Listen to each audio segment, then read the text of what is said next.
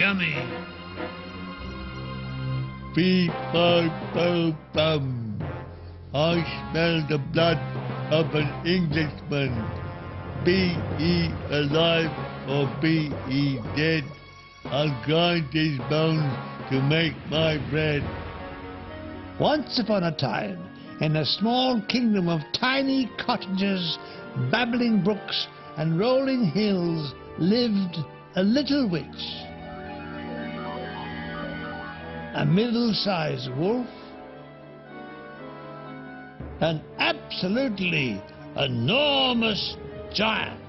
His awesome footsteps echoed like thunder throughout the land.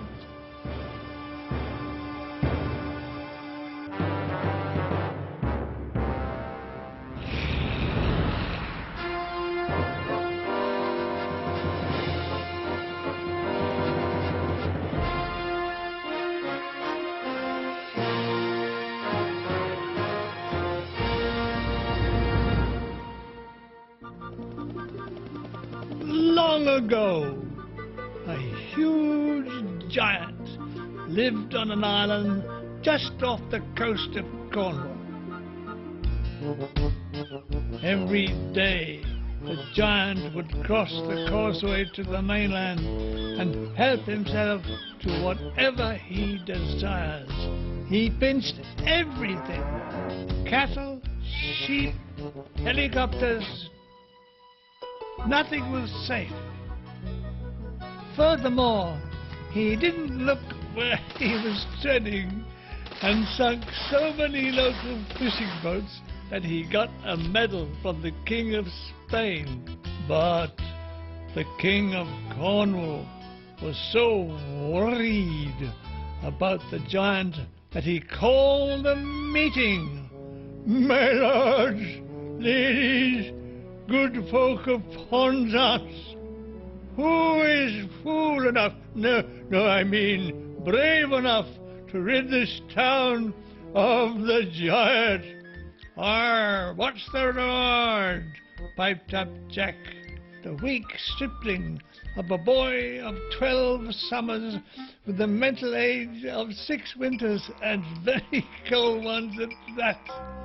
"Well, since you're unlikely ever to win such a reward, you can have all the treasures in the giant's castle." Being a brave, foolhardy dimwit, he accepted the challenge, and the king commanded that a plot be reserved for Jack in the cemetery forthwith. Like Jack himself, his plan was simple enough. Armed with a bucket and a spade, he started to dig in the sand around the giant's castle. Beep, bye, bow, bum. What are you doing, you bitchy bum?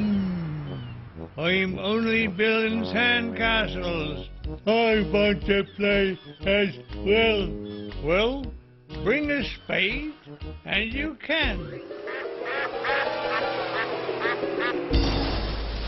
When the giant had finished digging, Jack thought it would be nice to take a photograph of him for his holiday album.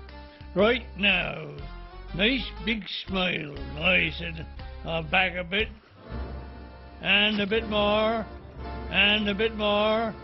Oh! Somebody get me a submarine! When Jack claimed his reward, he found nothing but bones and broken helicopters. But the king presented him with a belt marked Jack the Giant Killer, and he set out to seek richer pickings from across the country. Such was his reputation that no giant was safe. One day, Jack turned to the land of the biggest, meanest giants of all, Wales. In one village in the valleys there lived a prince. When he heard of Jack's arrival, he sent for him. The local giant has stolen my princess and has locked her in a tower. Will you help me save her? What's my reward? You can have what's in my castle. Jack remembered the measly reward he got from the giant's castle in Cornwall. I'll take what's underneath it instead. Very well then, said the relieved prince. And off they went until they reached the giant's castle, where his princess was locked in the tower. While the prince hid, Jack went from rock to rock, planting the prince's banners behind as many as he could before knocking on the huge door of the castle. Be by bow, bam bio, langog, wid, gogog, diddly dum. It's me, Jack, your friend. What do you want, boyo? I've come to protect you from the prince. See, he has an army of thousands. He wants his princess back. I'm not scared of princess. Actually, he was scared of Owen Lewis, who played number 2 for Pontypridd. But this prince has an army.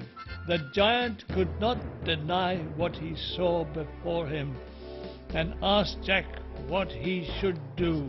You could hide in the wine cellar. Ah, yippee! He might find me there. So I lock you in and let you out when he's gone. Oh, brilliant! Don't forget to lock me in. And so, once more, with craft and cunning, Jack had beaten another giant. The prince collected his princess and left the giant in the wine cellar. Someone get me a corkscrew. Eventually, they arrived back at the prince's castle, and true to his word, he allowed Jack to have what was underneath his castle, which turned out to be the richest coal mine in the whole of Wales. What a fool I am. There goes my pension. As for Jack, he returned to his native Cornwall, where he was feted as a hero and a businessman.